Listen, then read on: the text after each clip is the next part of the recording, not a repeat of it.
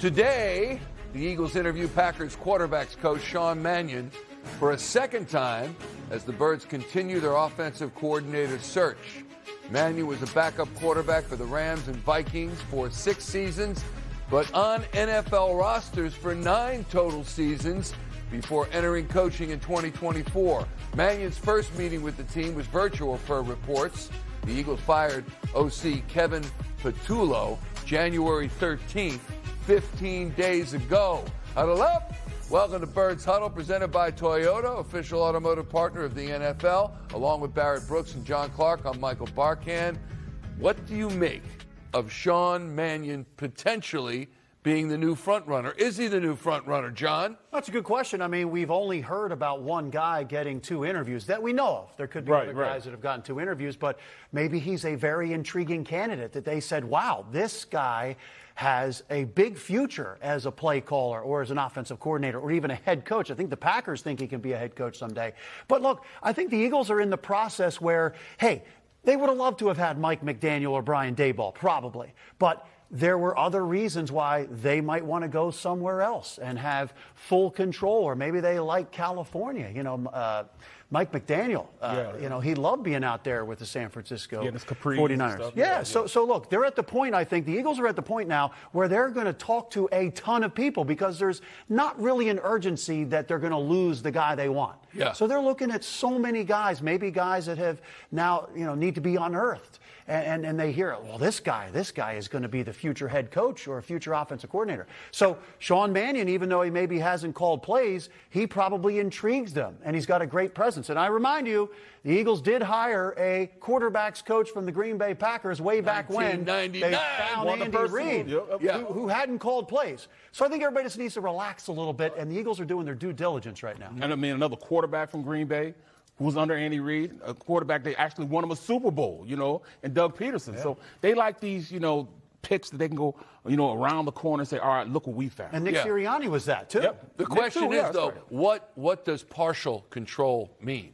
And what you're going to get if you come here for partial control? What's that get you? Well, partial control gets you, all right, you're not going to be able to be the offensive coordinator and pick your own staff. We got to at least keep, you know, a couple guys that we feel comfortable with, you know, like Stalin. We got to keep Stalin University open. We got to do that.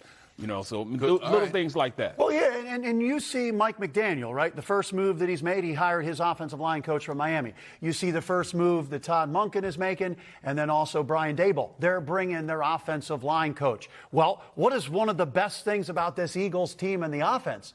It has been the running attack. Not this year because the offensive line was banged up, but Jeff Stoutland. He is a guy who helped them win a Super Bowl with Saquon Barkley and being the running game coordinator and having the best offensive line in the NFL. So I think maybe some of these things, like Brian Daboll says to himself, I can go to Tennessee and I can run the entire show with Robert Saleh being the head coach. Yeah. And then he really liked the quarterback there, Ward. Yeah. So like, you know, there's different things for each situation. So I think the Eagles would have loved to have had Mike McDaniel or Brian Daboll, but there's better fits for them elsewhere. And now the Eagles are just going to find the best candidate that maybe people haven't found. Or maybe they'll hire Matt Nagy. You don't know, but there's no danger of them losing their top candidate right now. Let's get the 3-point stance presented by Toyota. The great Princeton alum and NFL analyst, our buddy Ross Tucker, says today the Eagles are a smart organization that's using this time frame as a big consulting session, really, from these coaching candidates. Tucker says, quote, it doesn't matter who they don't get. It only matters who they do get. You buy that, John? Look, I think that's exactly what's going on right now. You can learn something from every single person that you interview, whether it's a quarterback's coach or a guy who hasn't called plays yet. I personally believe they should hire somebody who has called plays in the past, because we've seen what has happened with Kevin Patullo and Brian Johnson. 2 of the last 3 years, they've had to let somebody go because it hasn't worked out for whatever reason. And those guys had not called plays in the NFL. Brian Johnson had in college. But I do think you need an experienced play caller because you have a unique situation here, a unique fit with Jalen Hurts as the quarterback. And he's not like your typical drop-back passer. So I think what the Eagles are doing here is they're trying to find the next gem.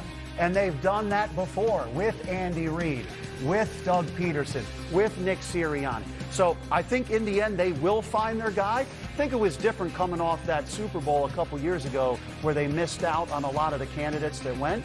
But if they do say, you know what, maybe Sean Mannion isn't quite ready yet, we're going to go with Matt Nagy. We don't know, but I think they're doing their due diligence, and they know they have the time because any of their candidates, they're going to know if they're being hired. Yeah. They're going to know if they're on the doorstep of landing a job somewhere else, and they can swoop in and say, all right, we're going to make this deal official. So that was stance one. We think there's no end in sight, but in reality, there is an end in sight. We just don't know when it is yet. Stance number two, the Eagles' offense needs real innovation. We saw the NFC title game play out on Sunday, and Sean McVay and Clint Kubiak had guys running wide open. Barrett, can the Eagles find that for themselves? They can find it, but you got to go in. You got to, we got to change things up a little bit. We got to, I call it play stacking. You run a play to see what the defense is going to do. Then you run another play in the same formation, maybe a different personnel package. We got to stack plays. All right, we saw we beat them right there. Let's run this later on in the game, and then we'll beat them with this play. We didn't do that too much. It seemed like we were just already picking plays out of a hat. I think we need to get more control of how we set plays up. We also need to use a little motion. I mean, motion really puts you in a position where you know what the defense is doing because it's either going to be man or zone if you go in motion. But then it just gives your receivers a chance to get off the line and not get touched. And I believe our receivers can beat anybody if they're not getting touched off the line. So little things like that, different formations, change things up a little bit. I'll be really good for this offense. Yeah, I thought, though, Statler University doesn't like motion. Jalen Hurts doesn't like motion. That's why we need newness. Well, look, I thought Nick Sirianni at the end of season press conference, I thought he said it when the question was asked, will Jalen be able to try a new offense if a new offensive coordinator comes in here? And Nick Sirianni says, well, we did that. We tried some new things, and Jalen tried new things, under center and more motion. Yep. So maybe Jalen isn't 100% comfortable with that, but he did adapt and he did try. So this is a situation where you have to find the right fit with a unique quarterback. And Jalen Hurts is at his best when the offensive line is at its best and healthiest, and they're able to run the ball. Absolutely. And then the passing game can open up off of the running game, and Jalen runs a little bit. So that is a unique situation, and maybe some of the other play callers and offensive coordinators didn't think that was the best situation for them, but they do need a little more innovation. But the number one thing is a healthy offensive line and being able to run the ball, because then that helps the quarterback and the passing game. I second. And they didn't have that this year. So with that stance number three, this is the toughie. Who is the next Eagles Barrett offensive Brooks. coordinator? Barrett Brooks, when are you interviewing? He could do it. 322, watch stick now. Let's go. Ready, break. All right, I'm looking. I like Jim Bob Cooter. I like the fact that he was able to get a guy like Jones, get a second rebirth in the NFL, and give him a chance to go out there and start hosing it. He looked like he's a totally different quarterback than he did with the Giants. I thought the running game, they did great, with Jonathan Taylor. He's who I want to be the offensive coordinator right now. You ask me tomorrow, we'll see. Bob Cooter. Love the name. Love the name. That's a football name. That's like, I don't know where he's from, but I'm thinking Tennessee, Mississippi, Alabama. Maybe a little Texas. There. Texas? Yeah. Oh, Bob. Yeah, call it Bob. What do you think, John? My opinion is they do need to bring in somebody that is a play caller and has called plays before.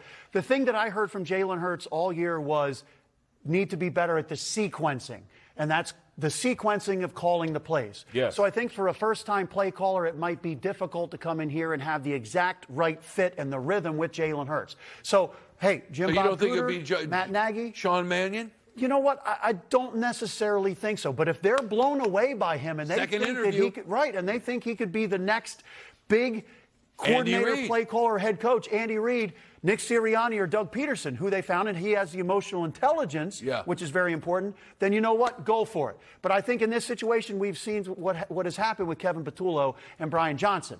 Mm-hmm. And so I think you do need experience because there's a lot of highly paid guys on this Eagles offense. And the window's still open. Yeah. The window's still open. So I think experience is a big factor here. Who hired Patullo and Johnson?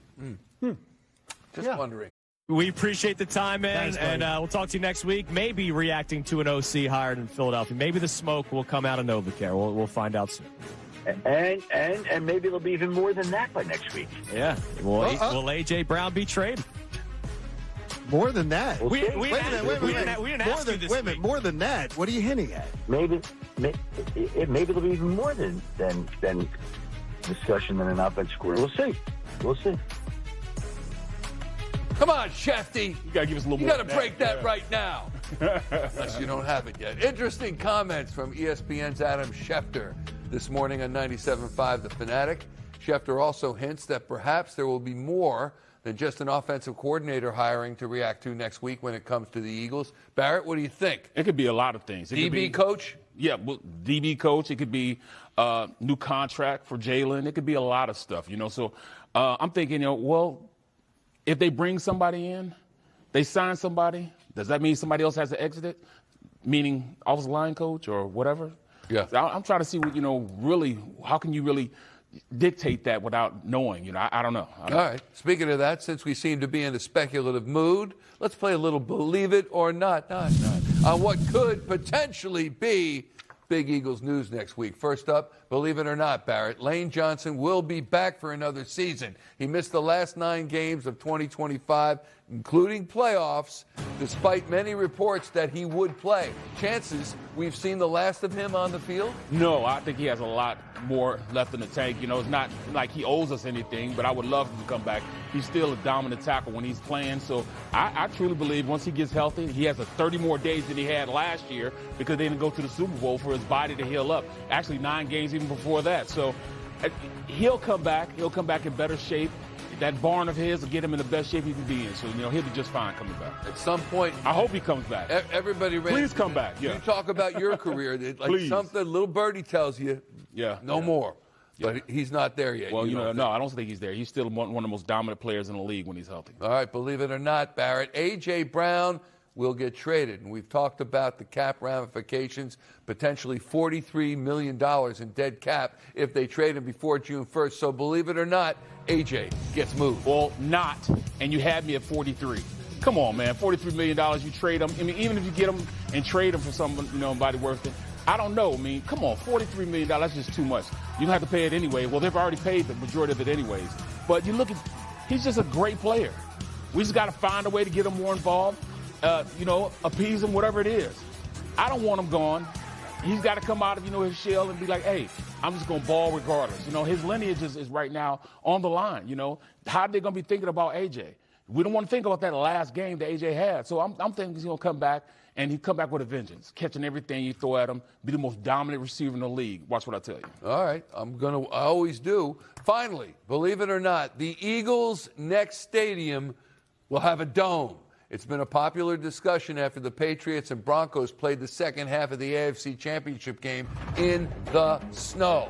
The Eagles' current lease on Lincoln Financial Field expires in 2032. I hear they're going to convert it to condos. I'm not sure, though. So if they're going to get a new building, they probably need to start soon. Are you down with a dome? Will it have to be? I'm saying we will have a dome, and I'm sorry, Philly fans, but at this point, they want a Super Bowl here. Mr. Lurie wants a Super Bowl here, and the only way really they would have a Super Bowl here was if they had a dome here. We had one up in New York, and people didn't like it. It was too cold. They said it was one of the worst Super Bowls they've had when it was up in New York. Well, I'm saying that, until they get a dome here, we won't have one in Philly. Here, I'm down with a partial dome. I want retractable roof. I don't want a full dome. Football's meant to be played outdoors. Absolutely. September, October, November. You get to December, you got 4 or 5 games in there that are dicey, and certainly the playoffs.